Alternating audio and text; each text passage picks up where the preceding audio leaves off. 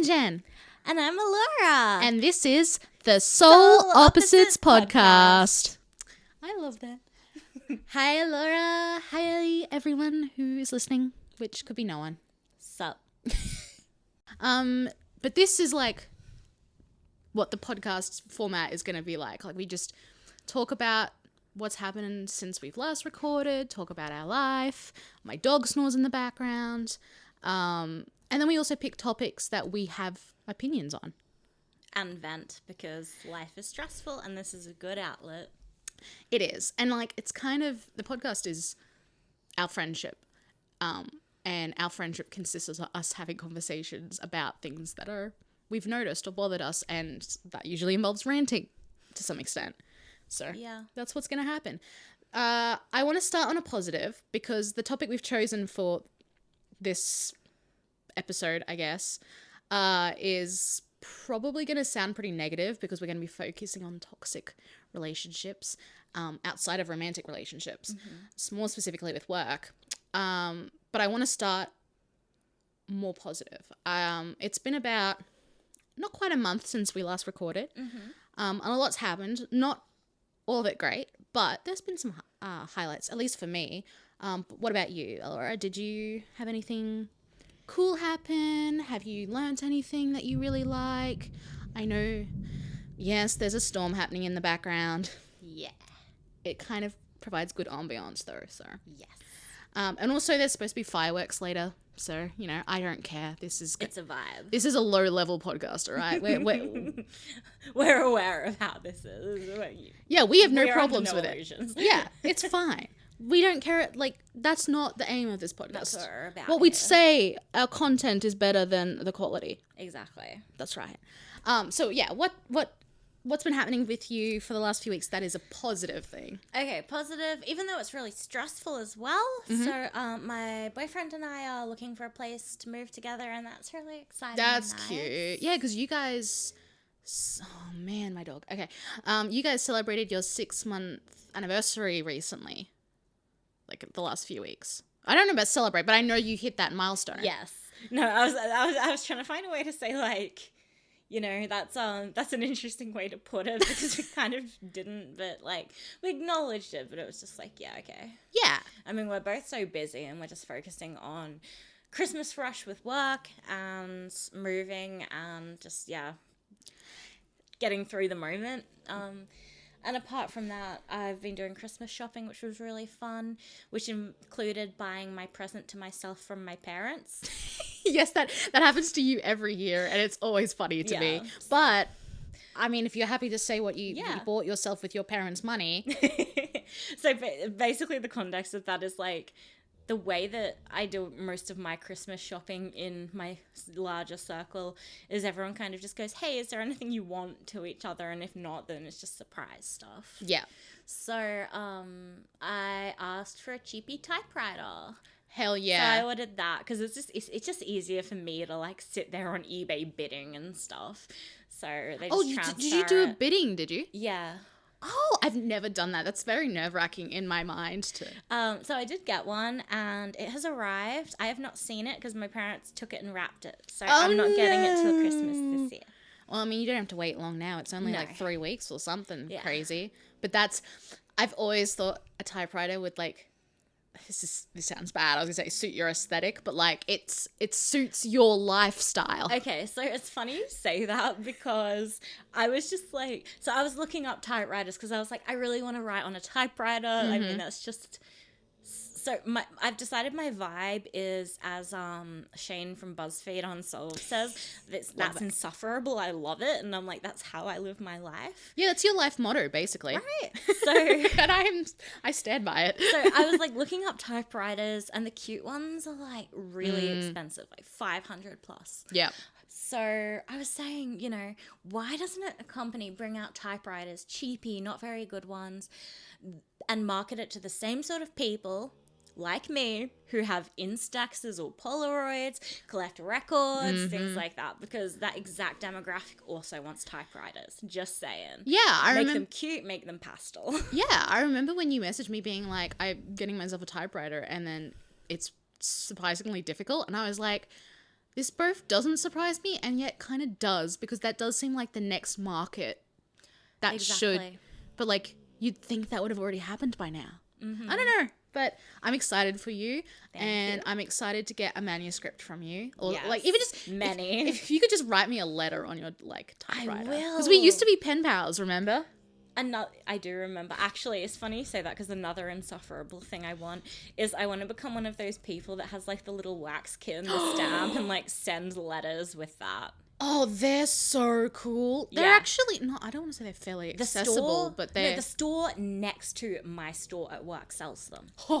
Like, I could just walk next door to my work and grab one. That's how easy it is. I was watching a video the other day on YouTube, and it was like this art style. You know, I know we have like a whole thing about Andy Warhol, but how he does his like his prints, I learned how he made them, and it was fascinating. And then someone was like, I'm gonna do a cheap, easy version of that, and it was so cool. I need to send you that video because it was so cool. It was to do with a bullet journal, so you'll love it. What about you though? Oh my god, I mean, it's been a rough few weeks, and I've been like you, I've been working a lot, but there's been moments. This week has been sort of my like getting better week. I've been paying a little bit more attention to self-care. I've been getting into like productivity and just trying to figure out like core values, and like trying to get my like head and life in the right direction, the way that I want to be more intentional. Yeah. But like the best thing that happened to me was yesterday BTS had their online concert. The first concert, well, the fourth concert they've had it in front of people in 2 years, but in the same tour. And even though I had to watch it online because it was in LA, I think it's the best concert I've seen. Aww. And I wasn't even there in person, and it was so cool. And I got to watch it with my mom, and we were playing a game because mom really struggles to tell the members apart still because she hasn't seen enough to really recognize them.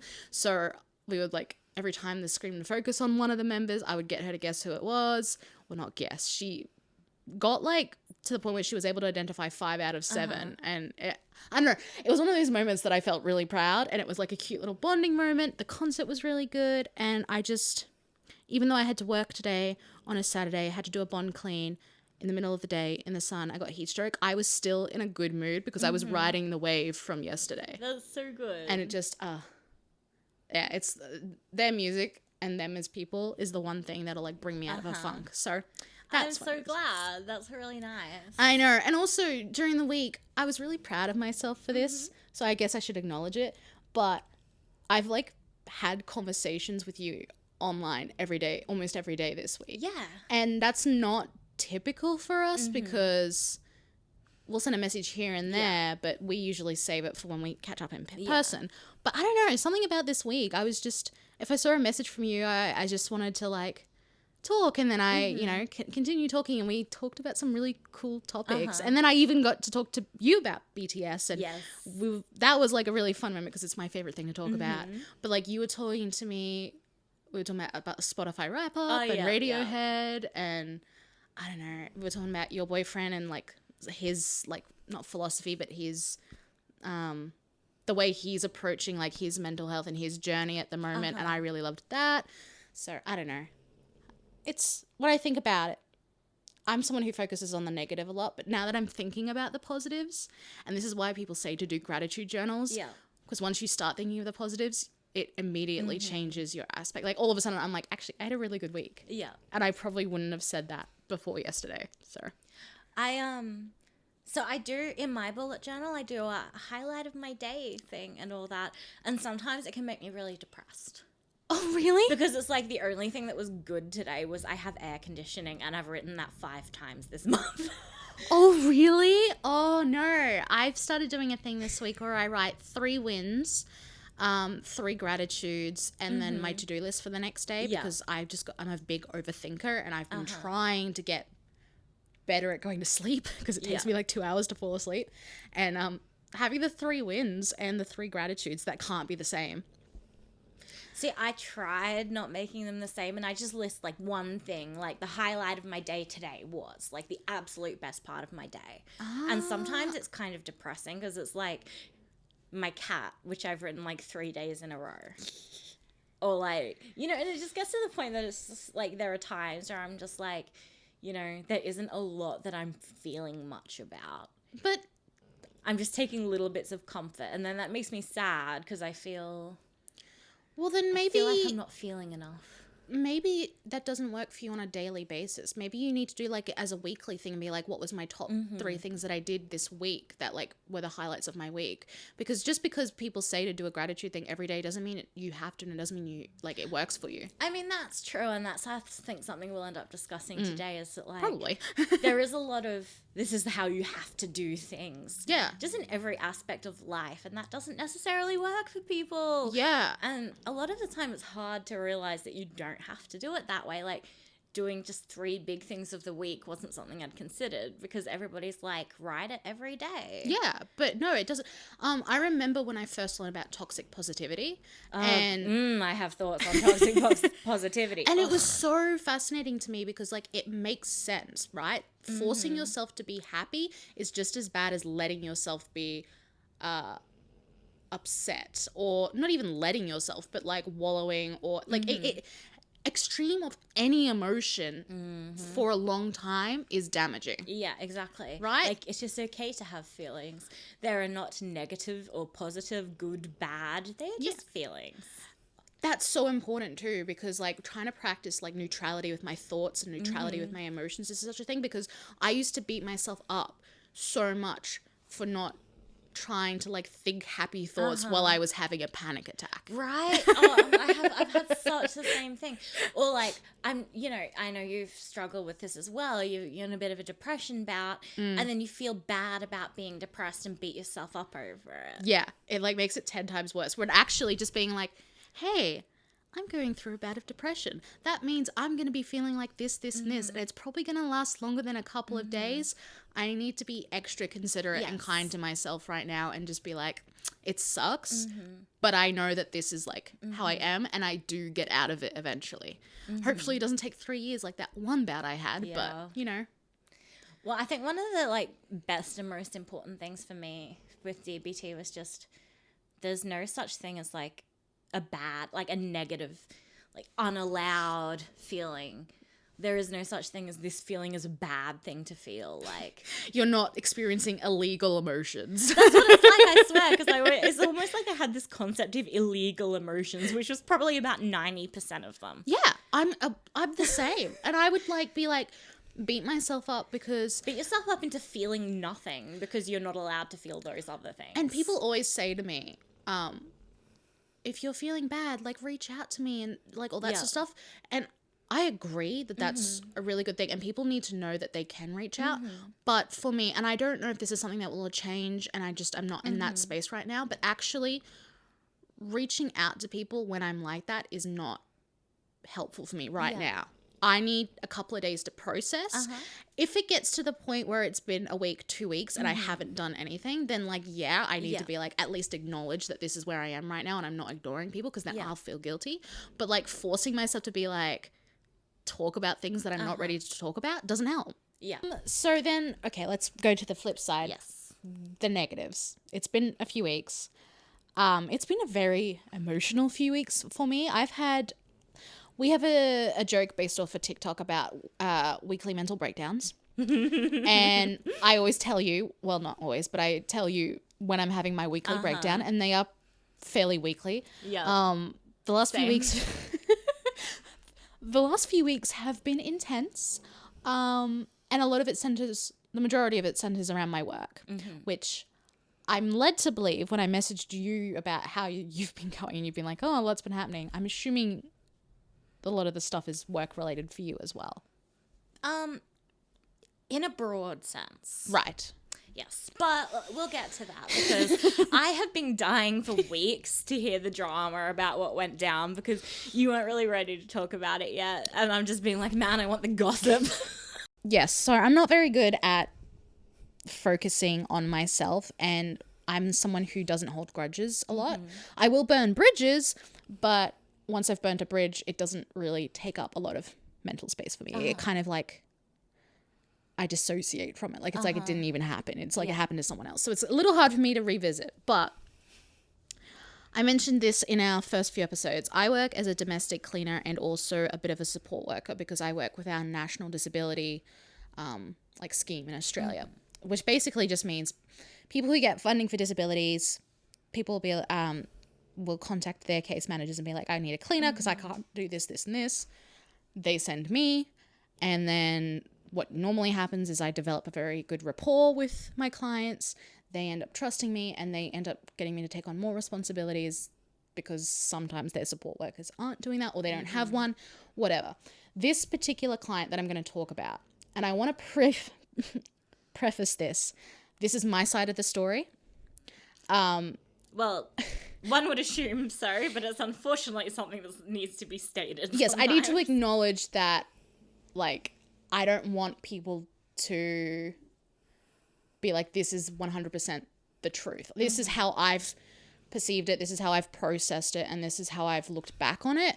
And I would argue that the other perspective has a little bit of issues with narcissism, mental health and memory problems. So yes, but I don't want to suddenly put this person as like the villain, you know? I want people to realize that they're listening to and the other person isn't here to explore their side of the story. I actually wouldn't want that because I can't be around that person anymore.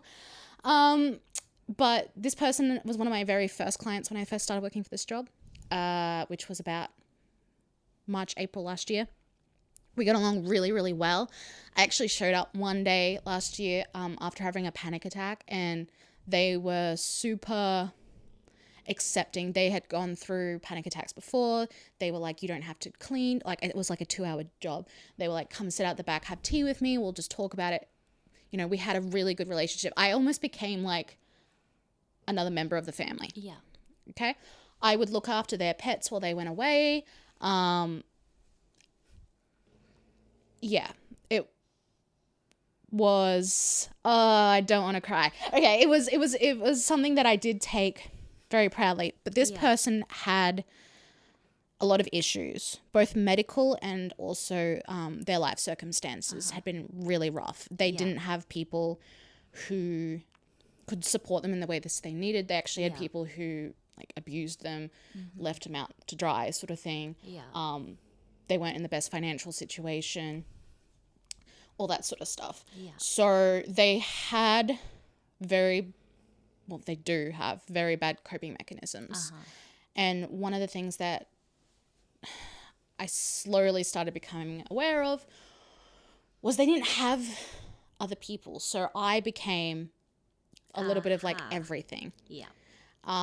And I didn't know it at the time, but they stopped seeing their therapist. So then I started becoming their therapist.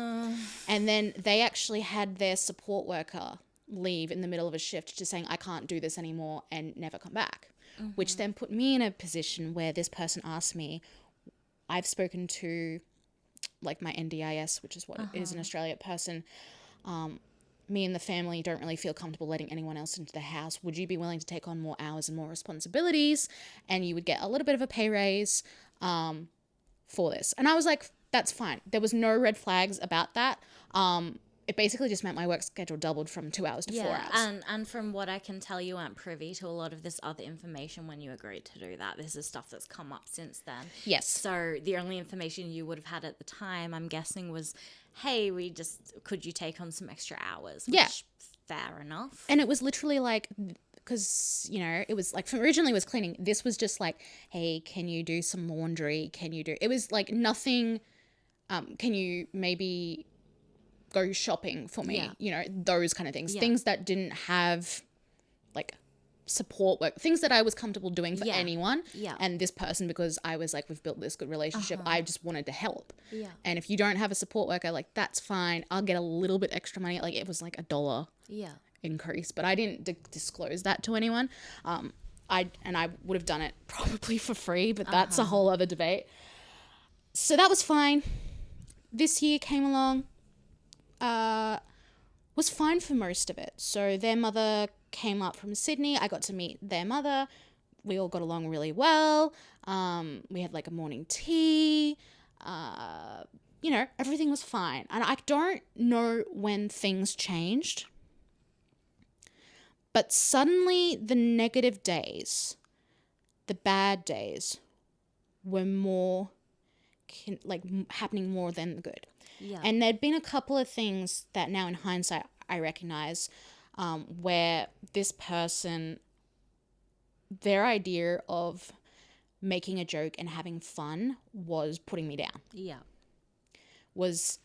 And I let this happen because I am someone who like self-deprecates. So I will be the first person to be like, wow, I'm super clumsy. Wow. You know, I'll do it. And then they kind of just ran with it. And I just didn't know how to say, hey, this is actually affecting my self-esteem and self-confidence. Yeah. And this person already had experience of cleaning.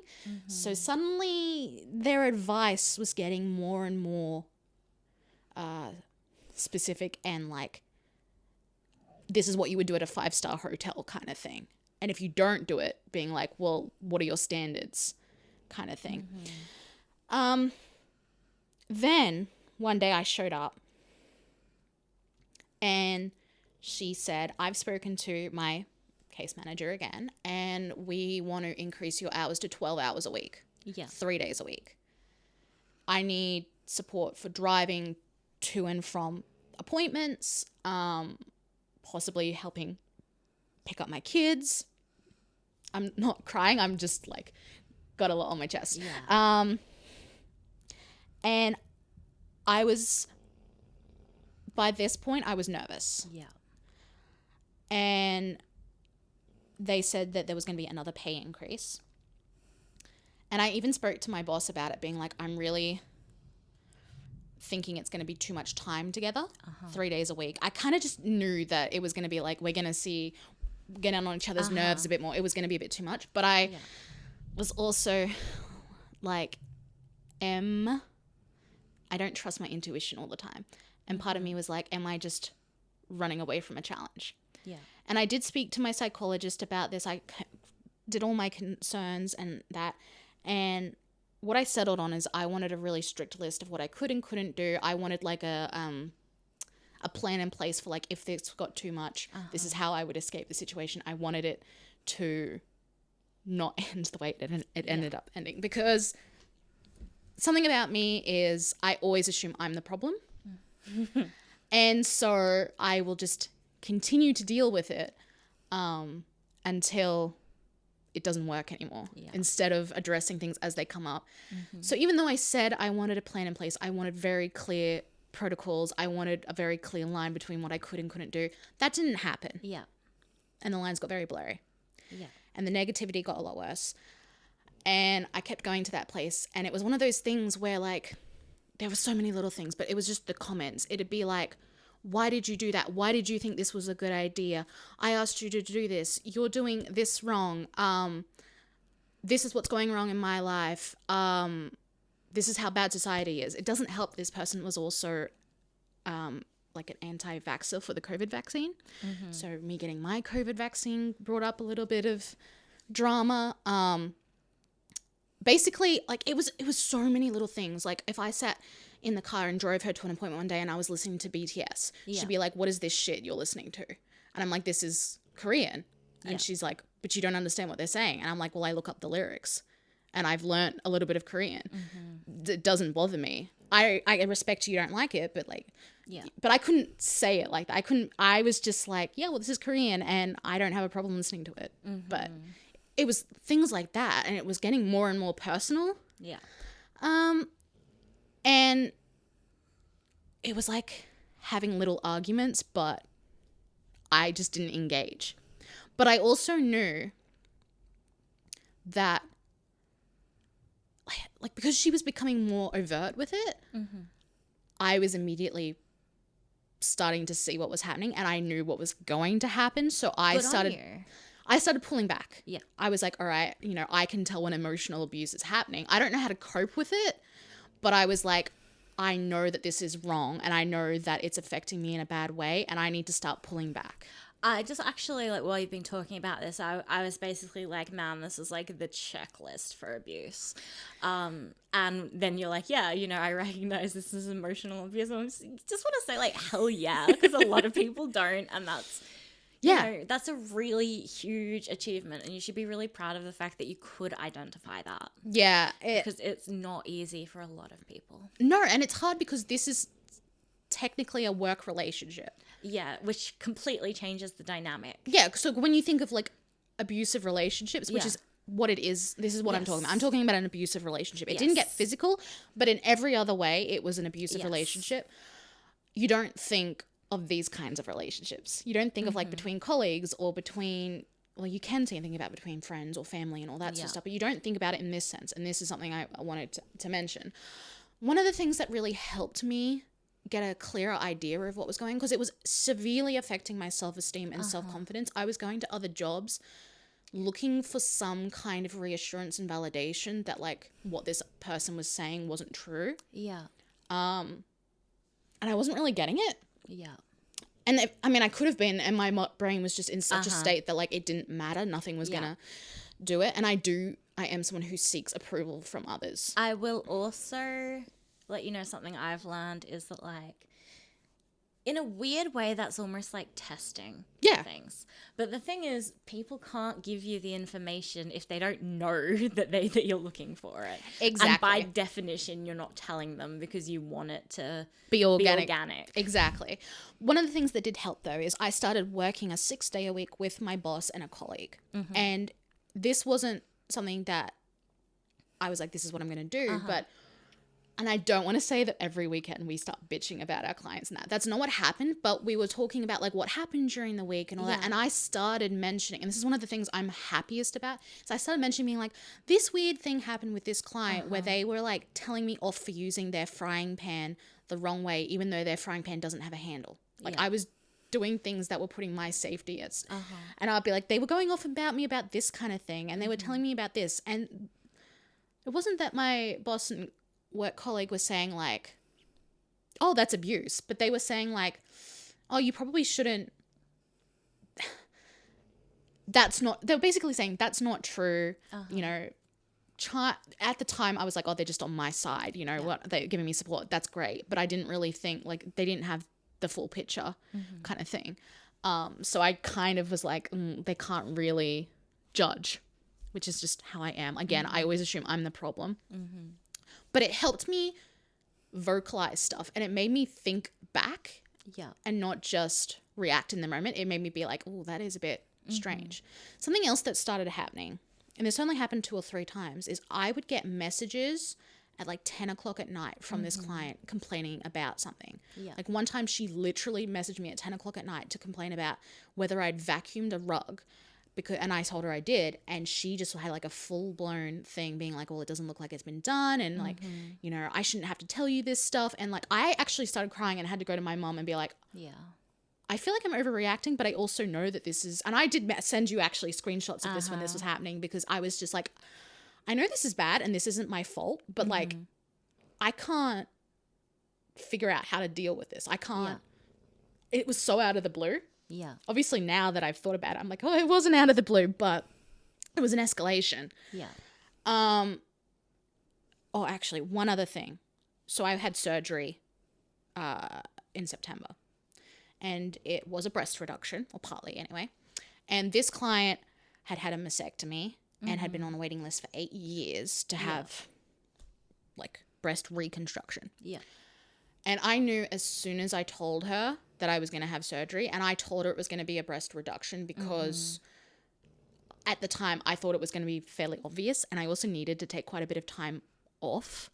And we just had that kind of relationship. Like I actually told her how much I paid for the surgery and all that because, you know, she'd been on the waiting list. She knew I was going private. She was curious, and I was like, if you have the money, you can do that. But I knew as soon as I brought it up that it was going to change things because she is the type of person to resent people for their success. Their stuff that she thinks is, I don't know. I can't project what I think she thinks, I guess, but I knew it was going to be an issue. And I knew that for a long time we had connected over both of us coming from not an area of poverty, but both struggling financially. You know, we both knew how to save our cents and be smart with money.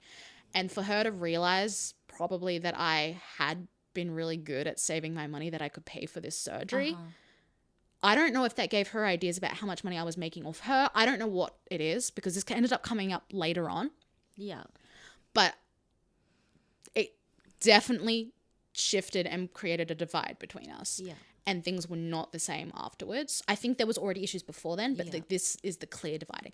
The other thing is, while I was away, another cleaner was filling in. Yeah. And I didn't know about this until today, but the cleaner told me that this client had been telling her that, oh, I was getting paid more than her and blah, blah, blah, like stirring up trouble, which I don't know why I'm surprised, but I am. Mm-hmm. I was like, why?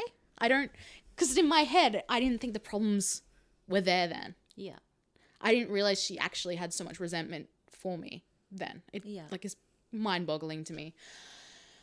So a few weeks ago, we had a new cleaner who has since left us because this happens. And I took her with me to this client to help out. And she was she's very good. Like, better than me. I can admit that. You know, more detail and all that. And obviously she made an impression on this client. Yeah. And I knew that was going to probably cause some issues down the line. I didn't realize it was going to take like a week, but it did. One day I showed up for work on a Friday and everything was fine. We caught up, did well.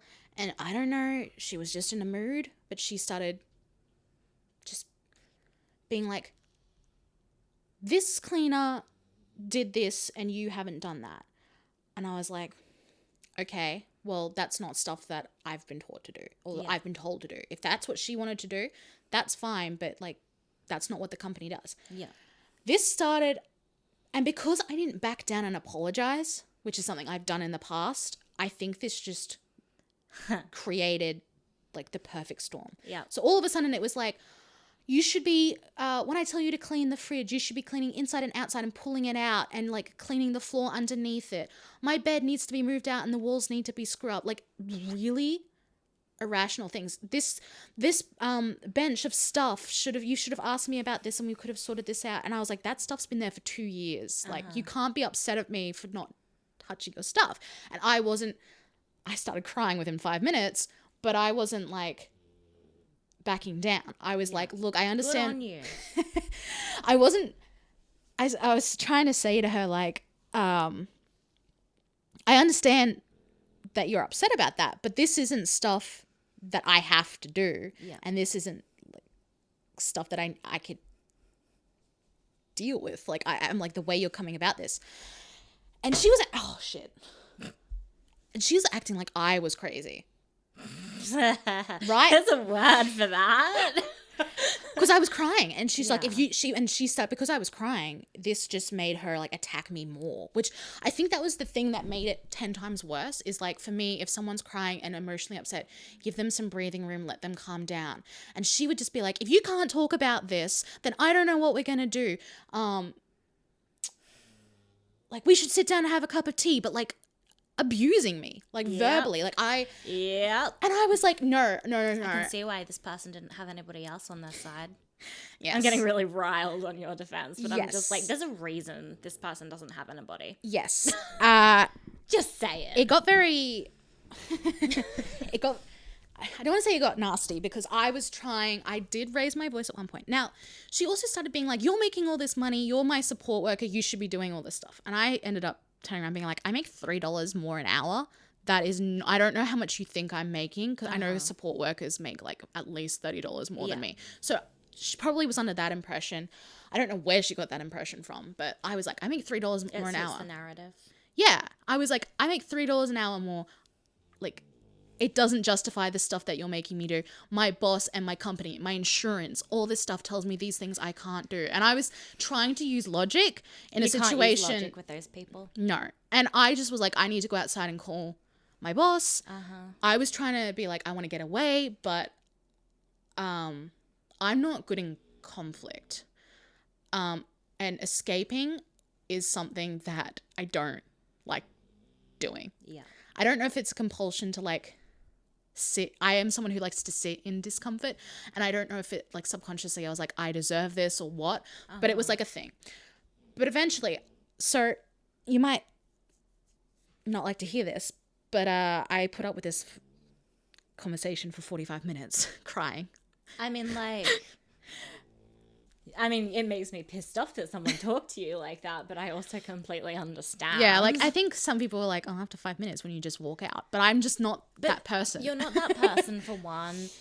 You were also, you were trying to approach this rationally. Mm-hmm. It was someone I cared about. You were using empathy and all that. The thing is, from what I've heard, it sounds like this is the sort of person that would literally just use that against you. Yes, there and they was did. no winning, and you were in a situation where anything you would have done would have been used against you. You would have been on the defensive that whole time, basically just trying to say, hey, like, can you not do this? Can you not talk to me like this, etc., which they then use against you. Trust me, I've been there. And I was also feeling a little bad because she was saying, like, if this has been such a problem, why didn't you say anything? And I kind of understood that. I was like, I understand my own shortcomings in the sense that, like, yes, it would have been good. That's a manipulation tactic too. Yes, I know that. Good. And the thing is also, something that I'm trying to tell myself is there's a reason I didn't do it, and it's because I knew it wasn't going to get me anyway. Exactly. And I kind of knew that this end was inevitable. So it was kind of just like I was just prolonging it, and I knew it was going to blow up eventually. Yeah. And so I didn't see a point in trying to start that earlier or even doing those little battles. But it did make me feel guilty because I don't know.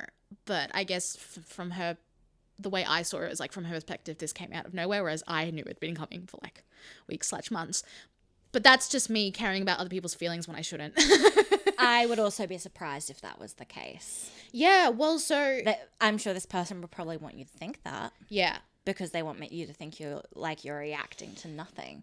However, like, you know, the cycle of abuse, etc., etc. Yeah. So I ended up going outside, which was it was actually a struggle because she kept telling me, I was like, I need to go outside and I need to call my boss and let her know that I can't finish this shift. I even said to her, I'm going to call another cleaner and see if they can come and finish this shift, which just like people pleaser behavior, man. I was just like, I don't want to be seen as unprofessional or unkind or anything. I didn't, you know. And even as I was trying to get outside of the house, she was like, why don't you just sit in the garage and call then, so then you're not out in the street and people watching you cry. And I was like, because no. that would look bad for that person. Oh, yeah. Like, you know, trying to frame it as if like she was looking out for me. And then she's like, and then you can come in and have a cup of tea and we can talk. And I was like, no, I don't want a cup of tea. And no, I don't want to sit in the garage. I need to get outside. I need to calm down. Which is progress for me, I will admit. Because that's awesome. No, I'm super proud of you. I'm not good at asserting my needs, but at this point, and I think the fact that she hadn't been responding to the fact that I was distressed and crying and that was just like, it was one of those lines that had been crossed that I was like, I know there's no coming back from this because that's just not how I treat other people. And like once you've crossed, I don't know where that line is for most people, but once I know when someone's crossed it, and that's when I was in like burn bridge mode. Yeah. So I went outside, I was crying. Yeah. I went outside. I hid behind a shed because I just wanted to be out of her sight. I didn't care who saw me cry. I really don't. I called my boss. My poor boss was just like, okay, because I've never cried. She's like, it's fine. She said, just leave and I'll talk to her. I'll call her right now. Problem with that is I still had to go inside and get all my stuff. Yeah. Like I had a $500 vacuum cleaner that was just sitting there and I wasn't going to put it past her for her to like sabotage stuff. Like, you know. Because this lady, by the way, has had fist fights with people outside the front of her house while I've been inside. Like, she's come in, and I was like, what was all that noise? And she's like, didn't you hear me screaming? And I was like, I heard a noise, but I didn't know what it was. And she's like, oh, I was just having a fight with the neighbor, and we threw each other to the ground and stuff. And I was like, okay, yeah, that's normal. Right? That's how adults behave. I could go on and on about, and I could talk about how she abuses the medical system. I can tell you stuff about how she frames the narrative to like always make her look like the victim. I can tell you about how she can never be wrong. I can tell you how she has to be like, she's the expert in everything. I can tell you all this sort of stuff. It doesn't change me and my insecurities, but I'm fully aware of this person's character and the fact that she projected a lot of her unhappiness with her life onto me. Yeah. And the fact that she had a support worker walk out and the fact that she'd had 3 case managers, like in not even back then, but I thought it was strange. But like in hindsight, I'm like, wow, I'm actually the person who dealt with her the longest. Yeah. And it's because I bent over backwards for her. And then when I wasn't meeting her standards anymore, you know, and because she found an opportunity, because I didn't know this, but that other cleaner who'd come with me, I don't know where I was. I must have been outside doing something, but this client had asked for that cleaner's number. So she was already planning on getting rid of me, and she just found an opportunity to do it. I didn't know that. It kind of hurt, but whatever. So my boss sort of dealt with it, but I had to go back inside. So I called another cleaner to be on the phone with me because I was like, if she has a go with me, I need as many people listening to this as possible. I went inside. She was sort of going off. I grabbed my stuff, didn't even say bye, but she said something to me. And I was just like, no, it's fine. And she was like, and I walked out the door and I heard her be like, did you hear that tone of voice she used against me? And yeah, my boss, my eyes cannot roll far back enough into my head. You know, and I cried all the way home. I would also like to point out that 2 minutes after leaving that place, I was on a main road and a dog was just in the middle of the road. So in peak hour traffic, I pulled over, tears pouring down my face because no one else, even though we're in like bumper to bumper traffic, no one else wanted to do anything about this dog. So I pulled over on the side of a highway, literally just left the place, crying, getting this random dog in my car and then finding its owner and giving it back to them and doing that and then continuing to go home and cry. I'm sure helping a dog and reuniting with its owner would have been like a little bit comforting though. It's really funny. So then a little bit later, I'm still driving, crying. And this particular BTS song, because I just needed music to like drown out my thoughts. There's this song called Let Go. That's literally like, you know, I'm sorry to let you know, but I have to let you go. You know, it was like all this stuff. And it was just that moment where I was like, I am getting hugged by the universe. And it was one of those things where I'm like, I actually feel this sense. This is going to sound woo-woo, but like I feel this sense of I can't comfort myself right now, but something is. The dog thing was like the reassurance I needed that like even in your lowest moments, you can still do good things. And then, you know, the music was just like, there are other people who've been through this, and it literally felt like my favorite artists were there with me in the car giving me, and it was just, and I'm not going to lie, it made me cry 10 times harder, but in a better way. A way that was like more therapeutic. It was in a way that I was just like, what I did was right. Yeah.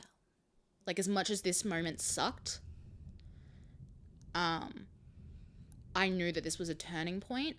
And I knew that in the end, it was going to be for the best.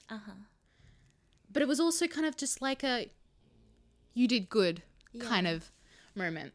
It took a couple of days for me to like really process it. And then I sort of hit like an apathy sort of stage where, you know, I just couldn't deal with anything. But in hindsight, I've done a little bit of research, and this person is a classic narcissist.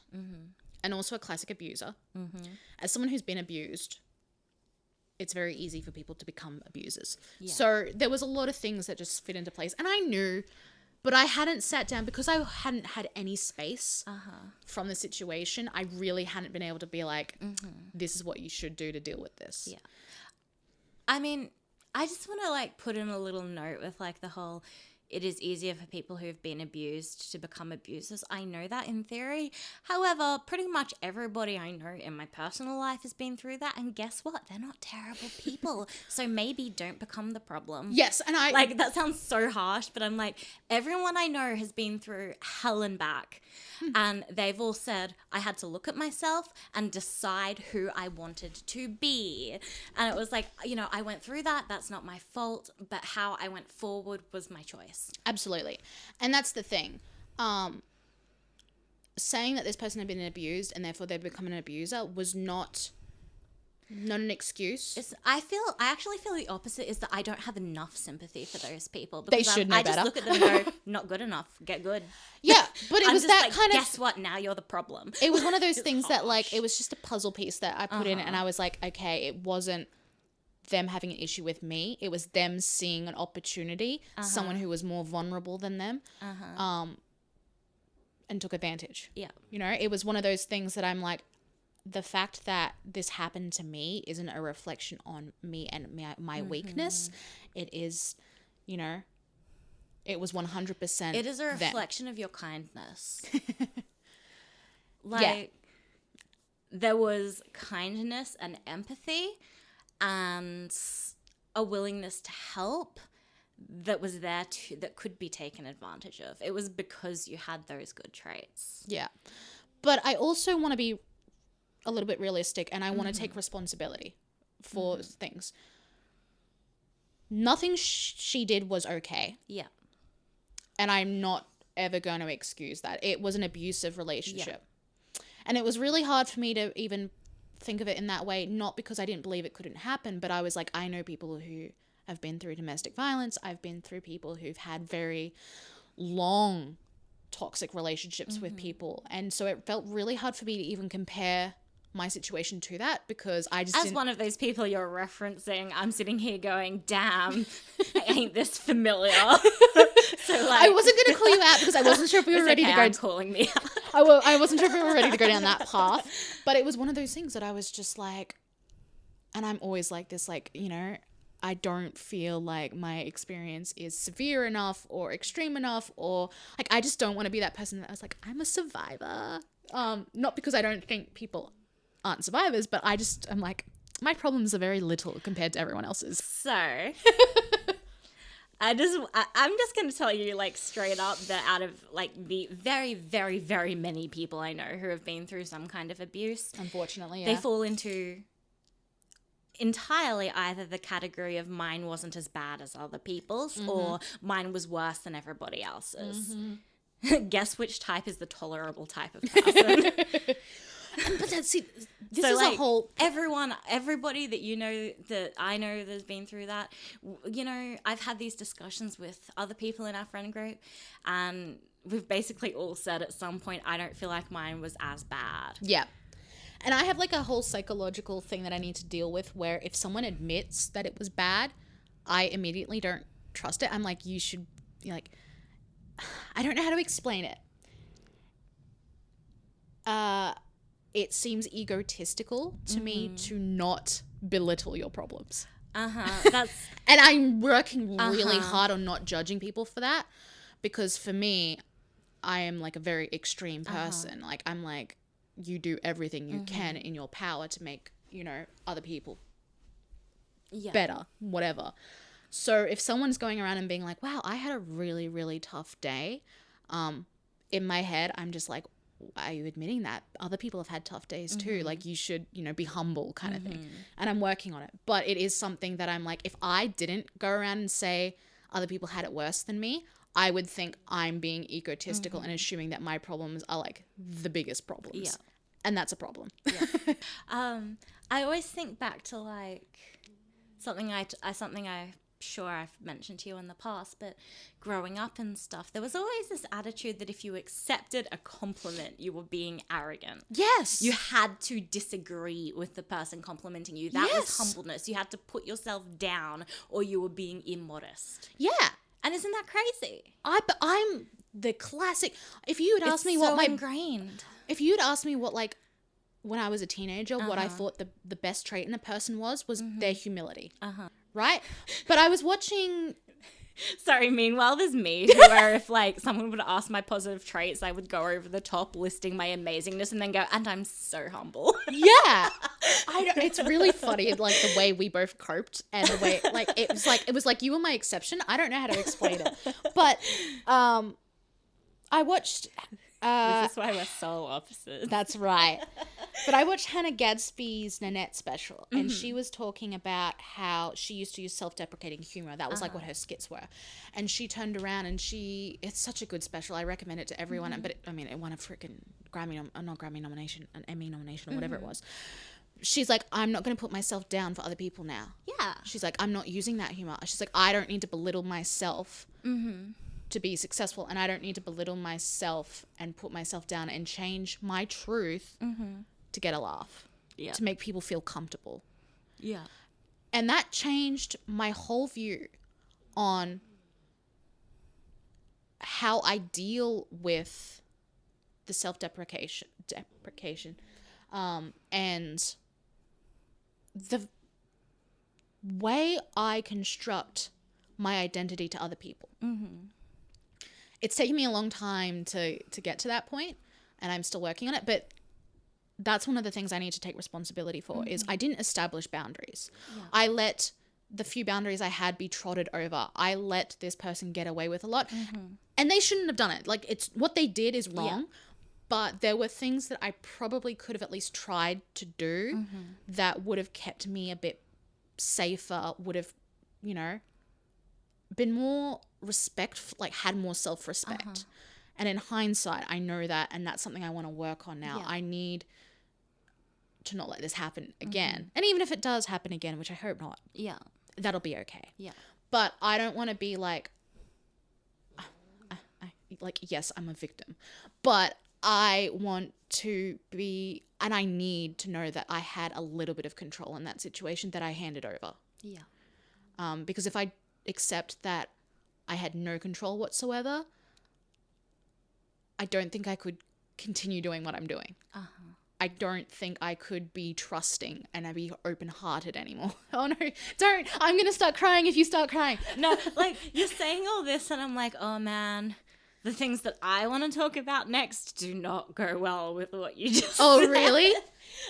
Yeah, I'm just like, oh man. But see, that's important because we process things in different ways. And just because what I think is true doesn't mean the opposite is wrong. Yeah. You know what I mean?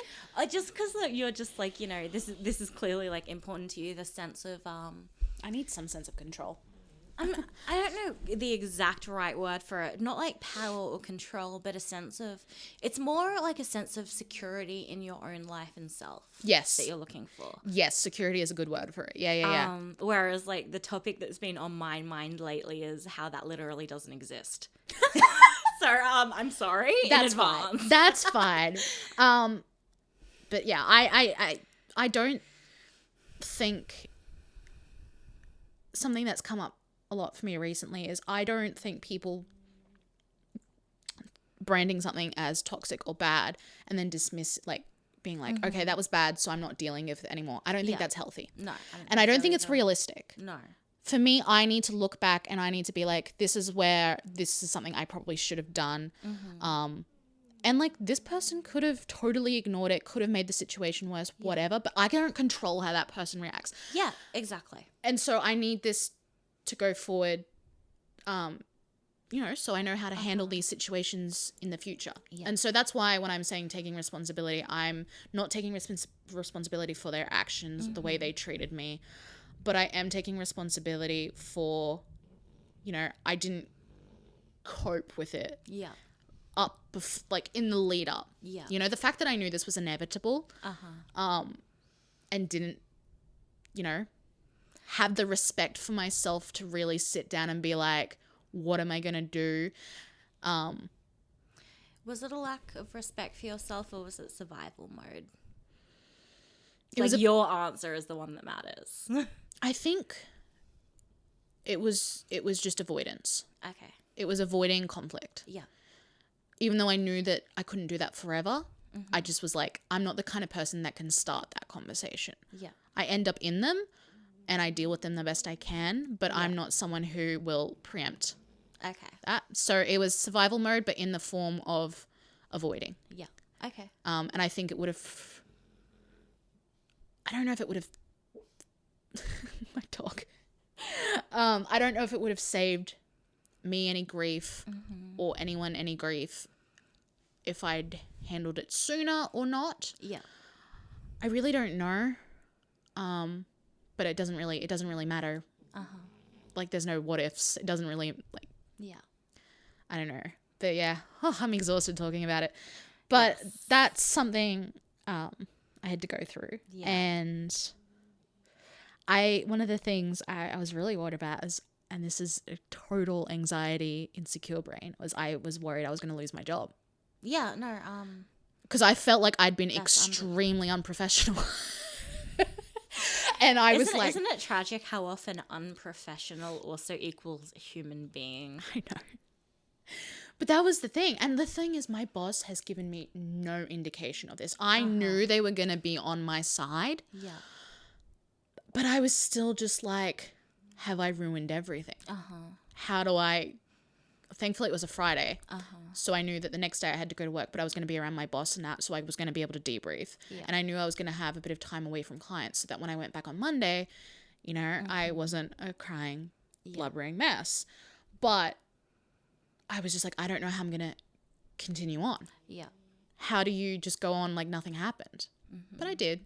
And I'm strong for that. Yeah. But that was something I was severely worried about. And it's just funny the ways that I was like internally blaming myself. Yeah. So I wanted to talk about that because we all have toxic relationships at some point in our lives, or we are at least faced with, you know, someone who doesn't like us, or someone who manipulates us, or someone who acts like they're a friend and then turns around and you're going to find people who try to take advantage of you. Yeah. There's going to be a power imbalance. And it's so funny because this client was in all senses weaker and in a more difficult position than me. Like in a lot of situations you would be like, I was physically stronger, I was financially more secure, I had a job, I had more support, I had all these things, and yet I felt like I was the one that didn't have any power in the situation. Yeah. And they had crafted it that way. They had. They had been working on this a long time. Yeah. I don't think when we started that was the plan. I think it was just something that they got a sense for. They built up over time, and then they just kept getting away with things, so they kept pushing that limit more and more and more. And then when I started resisting, it was like, who do you think you are trying to resist me? Like, we've been doing this, we've been playing this game for over a year now, you know, like, you know, trying to put me back in my place. And when that didn't work, other things happening, and then finding a way to make me the problem. And apparently, you know, without me knowing, there were signs there that she was planning on getting rid of me at some point. Yeah. Yeah. I knew it was inevitable, but I didn't realize like she'd been scheming in such a... See, like, part of me wants to feel empathy here of like, you know, this might be the only sense of power this person has in their life. Oh, they have no control of anything else. And I knew that. I even said to my boss... But I'm also like, well, I'm not good enough. No, it's not an excuse. So yeah, they projected a lot onto me. And honestly, my opinion on it is nothing in their life is going well. And they like to think that, and I saw this pattern a lot, something new will happen. I will get a new bed. I will just start a new class. I will get a new, like, I'll get a puppy. I will have a new support worker. I'll start these like physio lessons, and everything's will be better. And then it wasn't. And she would give up within 3 weeks. She harassed me for weeks about this like new hobby that she was starting, and then as soon as she had all the equipment, she never touched it.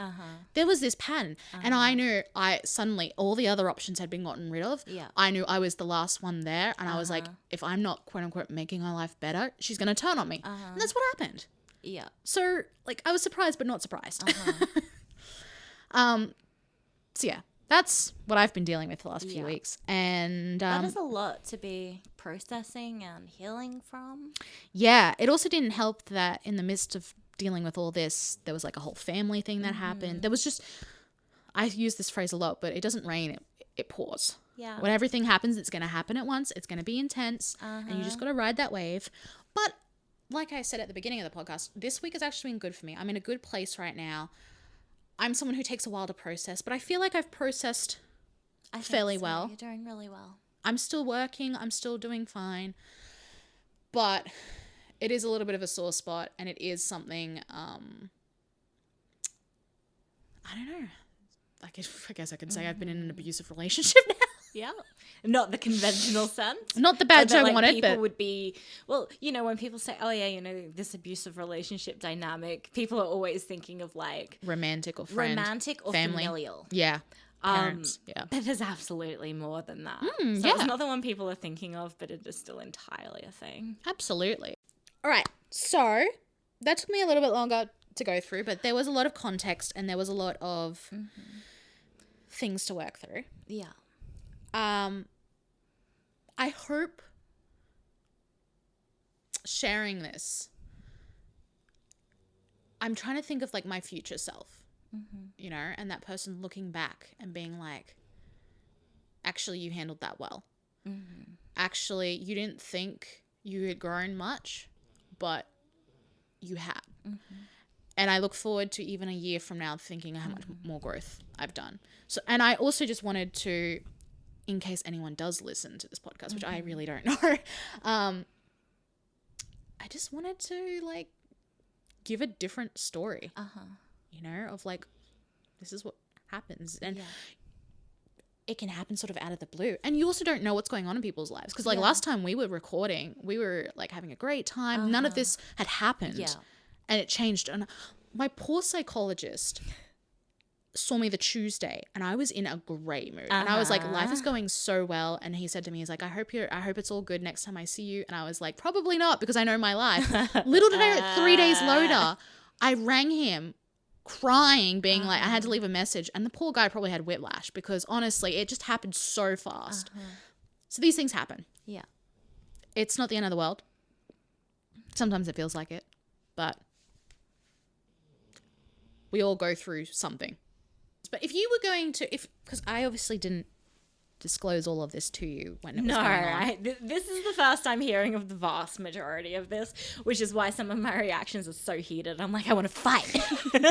There was a reason. It's partly because, I wanted to talk. I needed to be able to talk to you in person about it. I couldn't do it over a message. And also, I think seeing you get protective over me would have kind of made me even more of an emotional mess, and I wasn't ready. You were processing. You needed that space. Exactly. I understand.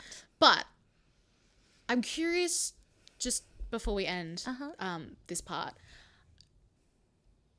what are your thoughts about this situation, and what would you have said to me or recommended to me or whatever if you had known this situation was going on? Okay, so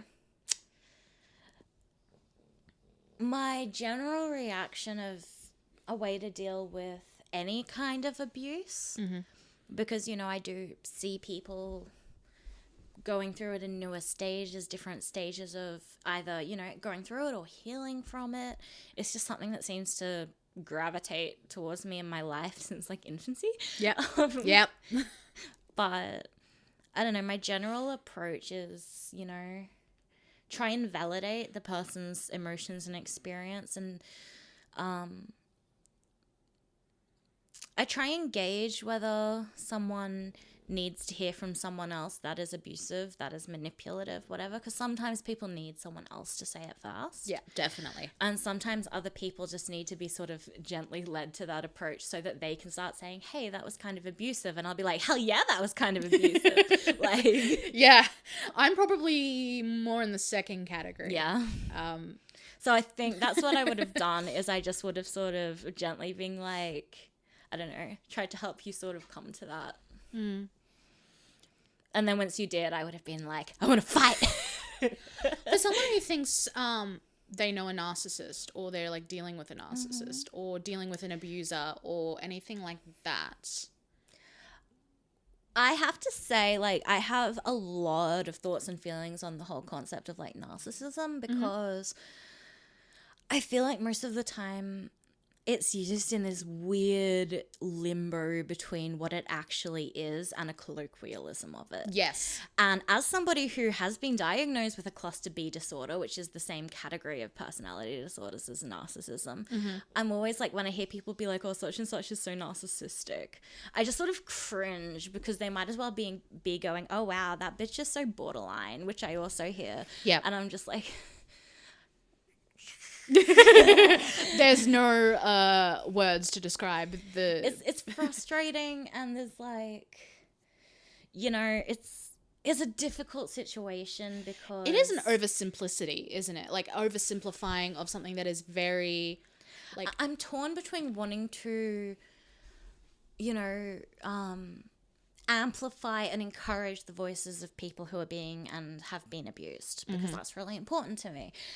And also the divide of not wanting to contribute to mental health stigma, particularly of personality disorders. And I'm like somewhere in the middle of there where I'm like, it's too complex for me to have an opinion on that. Well, thank you for listening to me debrief and get some stuff off my chest. And thank you for being supportive, even though that was never in question. We're going to end this episode here. We are going to continue recording for the next episode and continuing on there. So please stay tuned to listen to that. All right. Well, that's all for this episode. Thank you for listening. And I hope you tune in for the next one. Until then. I don't have a lot of choice in that. No, you don't. You don't. Never. Not if you're my friend. Until next time, I hope you have a good night, morning, evening, day, whatever. And we'll see you next time. Catch you later. Bye.